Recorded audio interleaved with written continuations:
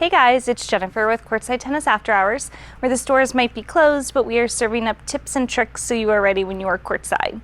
So today I'm going to go over something you might not really think about. What is an item that you regret buying?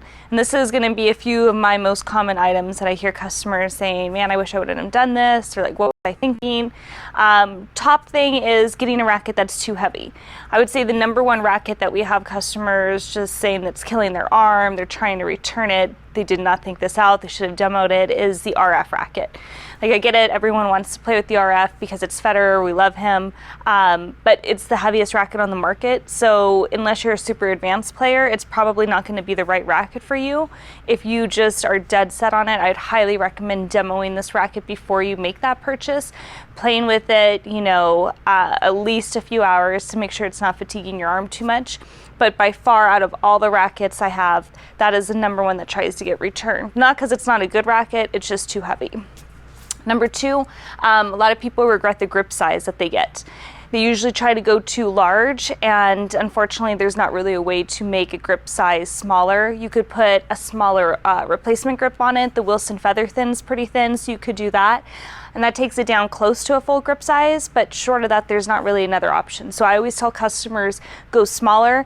It's better for topspin, and especially if you're unsure about the grip size that you want, you can always build up a small grip size. So always go smaller than larger if you're kind of on the fence, not really sure. Number three, a lot of customers kind of regret getting the wrong grips or the wrong head size.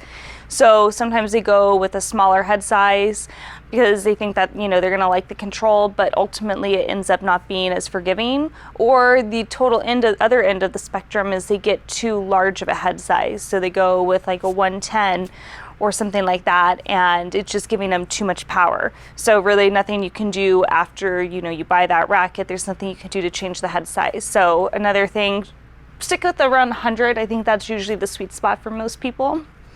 Another item that customers regret is getting a cheap racket. A lot of customers just say, like, I'm just kind of getting into it, I want to just get like $100 racket. So that's great. We still have a few options that are around $100. They're still full graphite, so they're going to be good quality. They're not going to hurt your arm like an aluminum racket, but they just don't have the technology. So what we find is people buy those, they really get into tennis because they love it, and then all of a sudden they're upgrading to a $300 racket. So just be better to buy that up front if you know you're going to stick with this, because you're out more money by buying the cheap racket and then going to a nicer one. And those are kind of the items that I find customers regret. Also, another common thing too, they regret going in, buying a small bag because they're like, oh, all I need to do is throw my racket in and my keys. No, like, if you really think about it, you typically have, your water bottles, you have cans of balls, you have a towel for when you're sweating, sunscreen I have in mine. I have flip-flops usually so I can put my tennis shoes when I'm done playing, put those in my bag, put my flip-flops on. So there's really a lot that goes into the bag. So make sure you really think about, like, long-term, everything you're going to be taking to the court, and kind of plan for a bag. I'd say 6-pack or like a 9-pack bag is usually good for most people. They put the rackets on one side, put everything else on the other.